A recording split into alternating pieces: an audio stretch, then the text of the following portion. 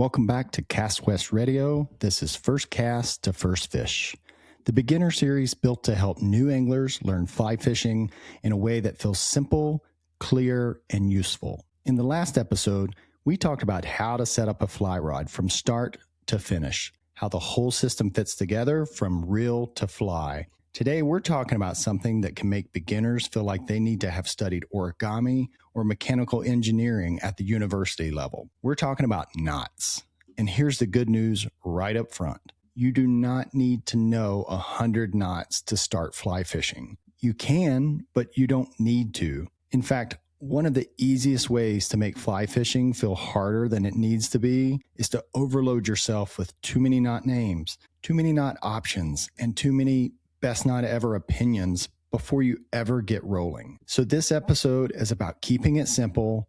We're going to talk about the knots you actually need at the beginning, what each one does, and why learning just a few well is a whole lot better than trying to learn 10 badly. Because when it comes to beginner knots, simple and reliable wins every time. So let's start here. A knot is just a connection. You're trying to connect one part of your setup to another part of your setup. That could mean tying your fly onto the line, tying tippet onto the end of the leader, or making some other basic connection in your setup. But when beginners hear the word knots, they sometimes picture something super technical, and sure, some knots are more involved than others. But at the beginning, what matters most is not having the fanciest knot. What matters is having a knot you can actually tie, trust, and repeat. Because a knot that is simple and solid is way more useful than a knot you only half remember and have to fight with every time your hands get cold. So if knots have felt intimidating, let's take some of the pressure off. You're not trying to become a knot expert. You're just trying to make a few good connections. So if I had to pick the first knot every beginner should learn, it would be the knot for tying the flies on. That's the one you're going to use over and over and over again. A very common beginner knot for that is the improved clinch knot. There are plenty of other knots people like, and people swear by other options. I may even swear by other options, but the goal is to not have you swearing trying to tie this option.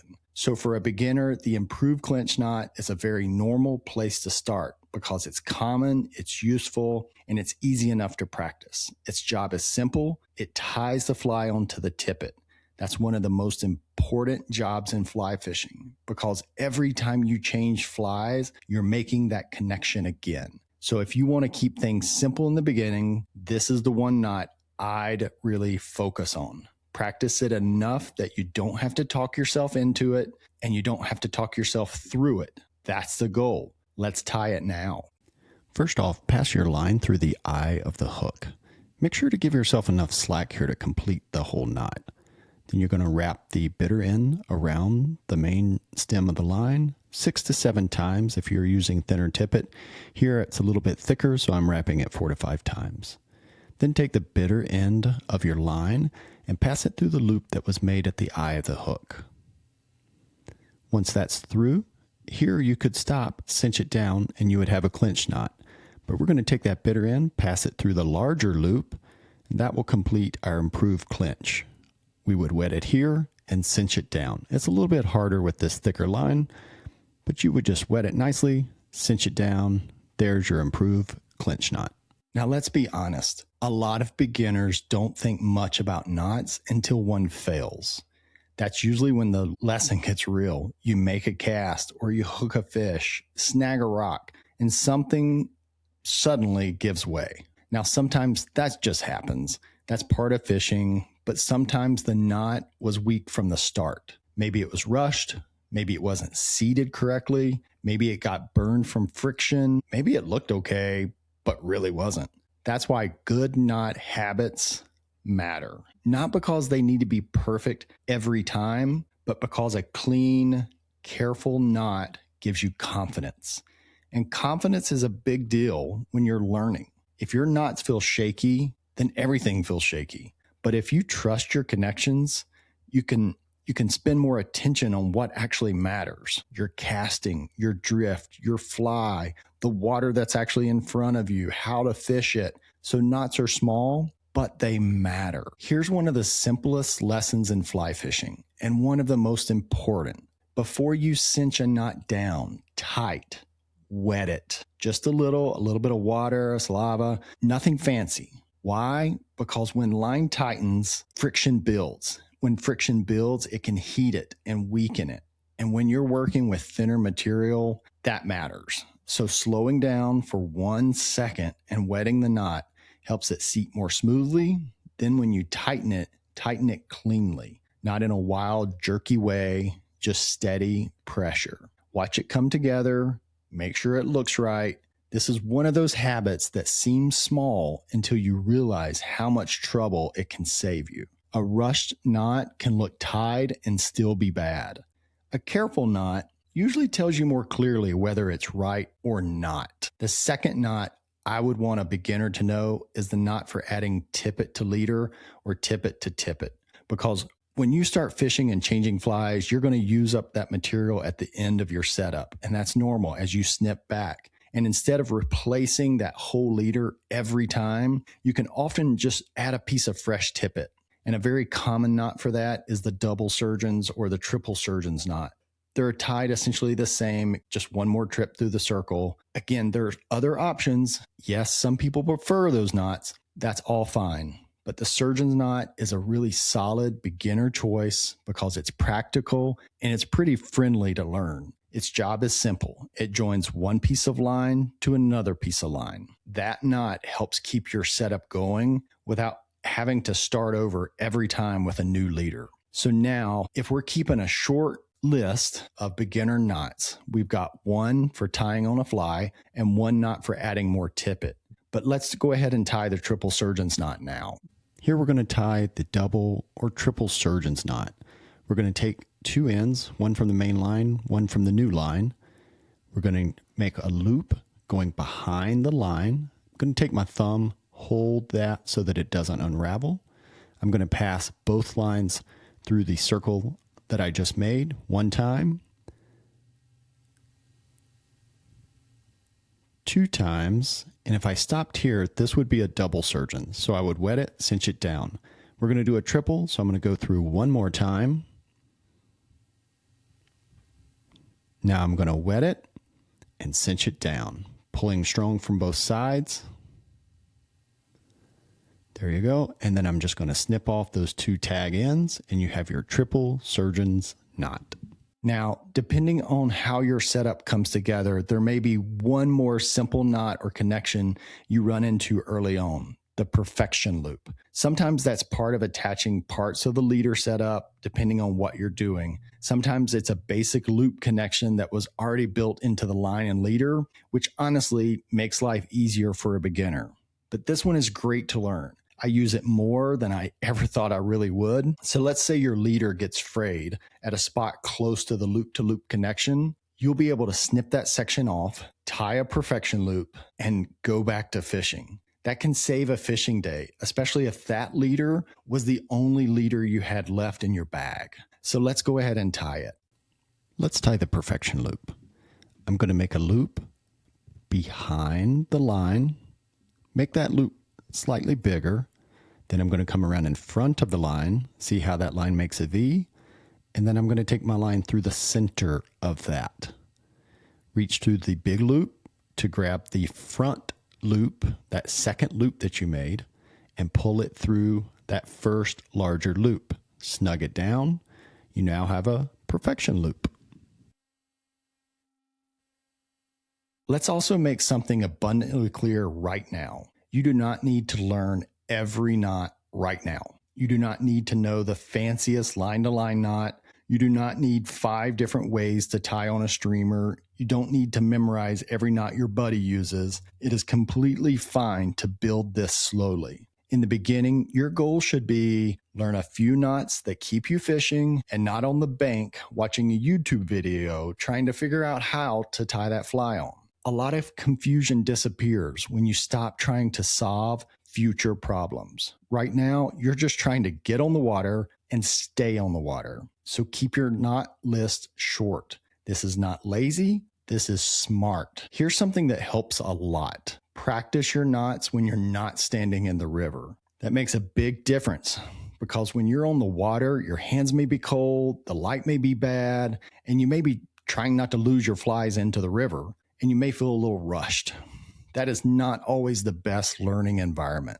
So practice at home, sitting at your table, use a bigger hook if that helps, use a heavier line if that helps. This is one of the best ways to build real confidence. I still do it. I never throw away old tippet. I leave a roll of 0 and 1X on my desk, and I try to challenge myself with knots. I think that's probably the Eagle Scout in me. Tying knots is a bit cathartic, but because when you've tied that same knot over and over in a calm setting, it becomes way easier to do it when it counts. And as beginners and experienced alike, really benefit from that. If you have a fishing buddy, challenge each other over a beer and test each other's knots. I know one of the outfitters in town that when they have a guide school and get together, maybe for an adult beverage or the brown water, they will challenge each other with knots. Now, granted, some of their challenges are out of my wheelhouse. Like I know they dunk their hands in ice buckets for a minute and then race to see who can tie on the fly the quickest and it actually hold. I think the record's somewhere around 13 seconds. That's out of my wheelhouse because when these hands get cold, tying knots definitely slows down. But just practice, not because it has to be perfect, but just because familiarity lowers stress. Another good beginner habit is to check your knot after you tie it. Do not just tie it and assume it's good. Take a look. Does it look clean? Did it seat down all the way? Is the tag end still there? Does anything look crossed, pinched, or just weird or odd? Then give it a firm little pull, nothing crazy, just enough to test it. This matters because a bad knot often tells on itself if you pay attention. And the better you get at spotting a messy knot before you fish it, the fewer surprises you'll have later. So the process is not just tie knot, move on.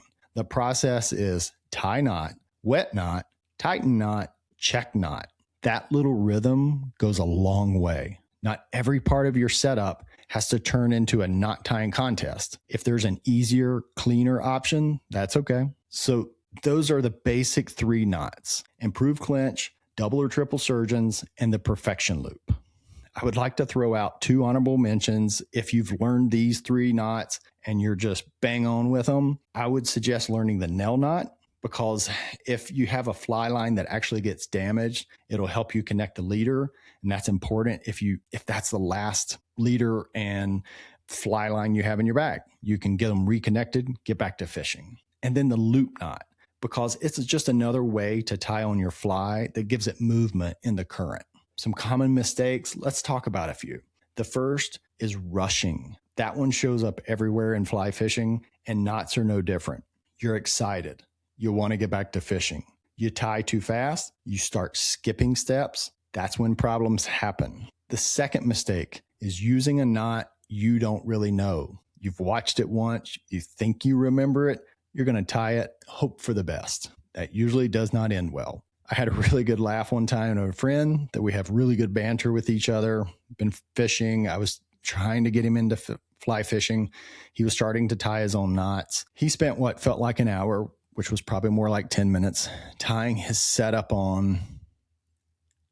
And his first cast left the rod, traveled downstream, indicator all the way to the fly. I did give him a good laugh. He is a good friend, so I did have to give him a hard time. So all that goes to say, use the knots you actually know. The third mistake is not tightening the knot all the way or not seating it correctly. Don't seat from pulling the tag in, seat from the main line. I will usually seat the knot with the main line, give the tag a slight pull, and then snug it on down with the main line. Sometimes people stop halfway, the knot never really seats, so it just ends up in trouble. The fourth mistake is clipping the tag in too close before checking the knot.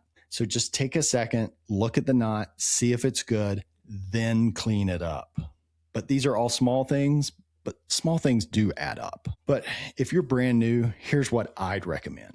Pick one knot for tying on flies, one knot for adding tippet, one knot for your fly line to your leader connection. Practice all three until they feel normal. That's enough. You don't need a knot encyclopedia. You just need a couple tools you can trust. And once those feel easy, then sure, later, you can add on as many as you want. But let later be later. Right now, simple is your friend. At the end of the day, knots are not really about showing what you know. They're about staying fishing. That's it. A good knot keeps you moving. It keeps your setup working. It helps you recover from breakoffs. It helps you change flies and adjust without turning every little thing into a hassle. And for a beginner, that's huge, because the less energy you spend fighting your gear, the more energy you can spend learning the fun stuff, like where fish live, what flies to use, how to cast, how to get a good drift. That's where we're headed. So think of knots as support skills. They help the rest of the whole work together. So that's episode 4, the only knots you need to start.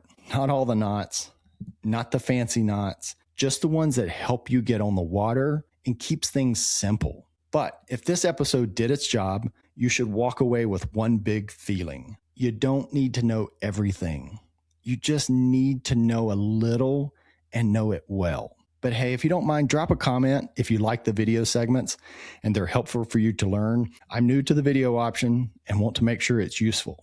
But in the next episode, we're going to talk about understanding flies, what they imitate, the main types, and how to start making sense of what all those flies are actually supposed to be doing. But thanks for listening to Cast West Radio. This is First Cast to First Fish, and we'll see you on the next one.